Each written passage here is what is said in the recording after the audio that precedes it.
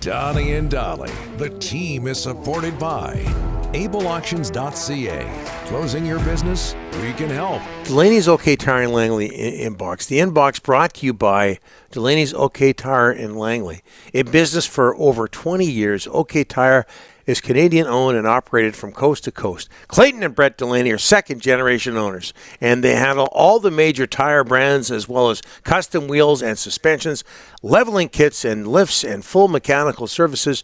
Visit them at 19863 Fraser Highway in Langley.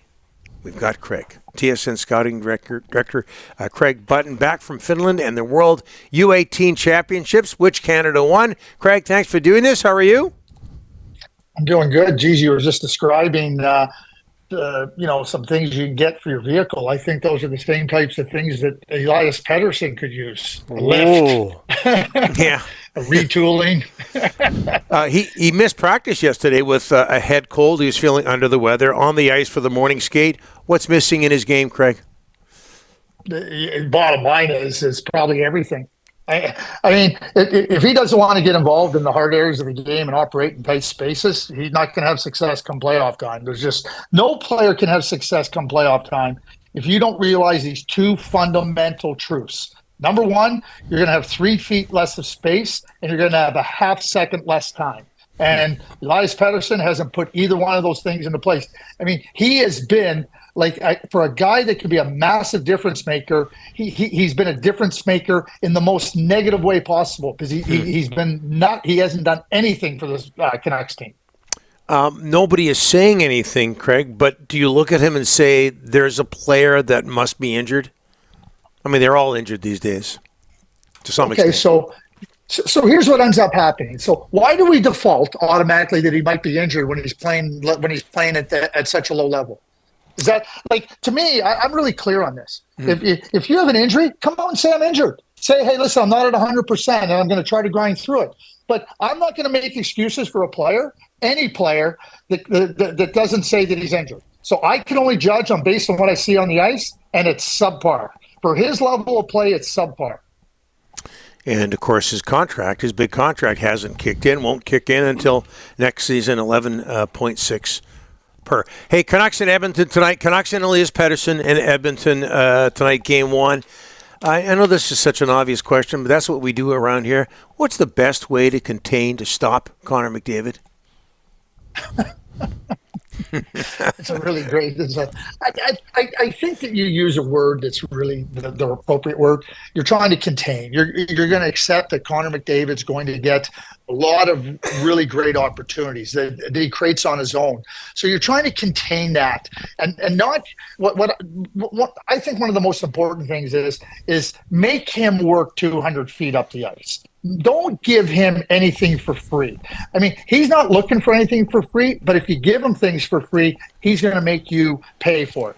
So to me, the first thing that has to happen when you're playing against Connor McDavid is to make him work the full 200 up the ice. When he's got 160 feet or 100 feet, neutral zone turnovers and whatnot, that's where you got to make him earn his way all the way up the ice. And even given that, he's so good, he's going to be able to drive some play from that. But that to me is how you work the contain. Because if you go into a game and say, okay, we held Connor McDavid to 5 really good scoring chances, we only gave up a goal here or 2 goals here, I think you're winning that. But when you start to get into the double-digit scoring chances and he's got 2 and 3 points, and then you're in all kinds of trouble. So not looking to stop him, but to limit him, contain him, I think that's got to be the focus. And the way I would look at it, just make him work the full 200. All right, Craig, what's going to happen in Toronto? 8 years, 7 out in round 1. Is the coach in trouble? Some say the president's in trouble. Craig is running the show. How would you turn that ship around? Well, I don't think it's just, snap your fingers and turn the ship around.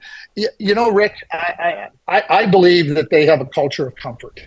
I think that, it's not, and when I say that, who's uncomfortable losing there? Every year they come out and they say, yeah, we believe in each other. Okay, I get it. Players should believe in one another. The team goes, oh, I believe in the core. I believe in the group. I think we can. listen, it's one thing to keep saying you can and then you don't, and you say, oh, we can, and you don't.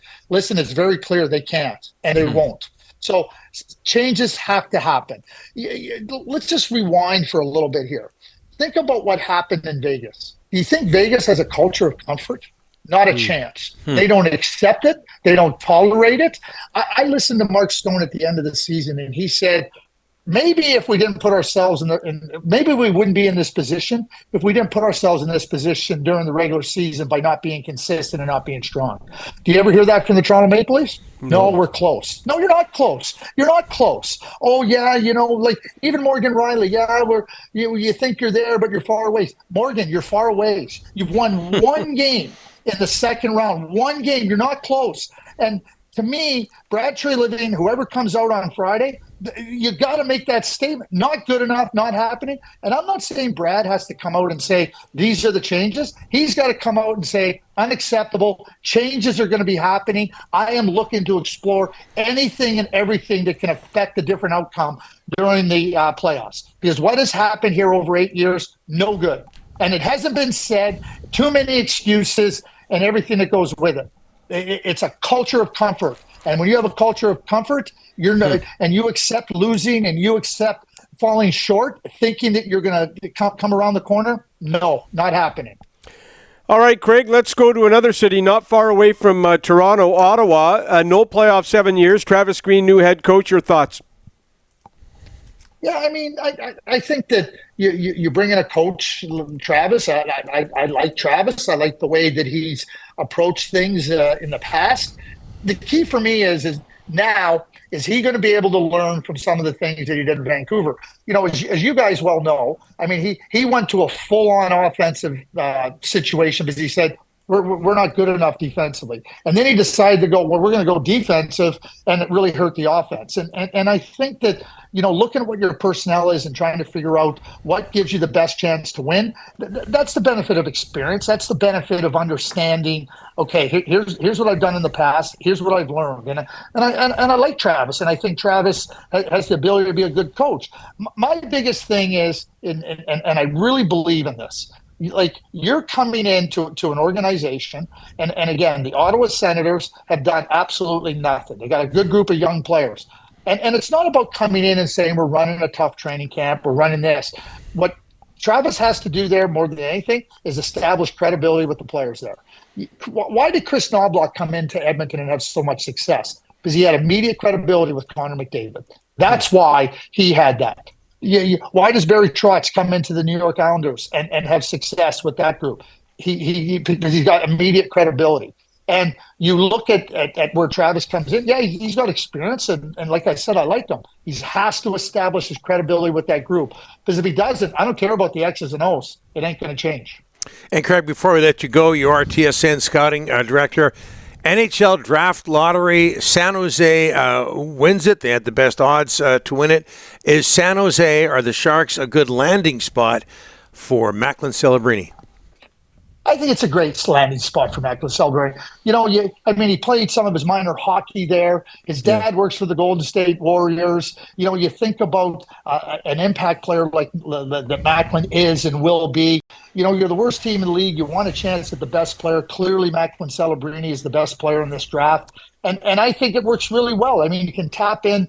I mean, to have players, and there was a great feature that Matt Cade did at TSN with Draymond Green and the Golden State Warriors watching Macklin Celebrini play. It was wonderful. So you're tapping into that. I mean, he's as close to a homegrown player for San Jose as there is. So the talent, the fact that the proximity to the Golden State Warriors and that he played some of his minor hockey in San Jose, I think it's absolutely fantastic for the San Jose Sharks.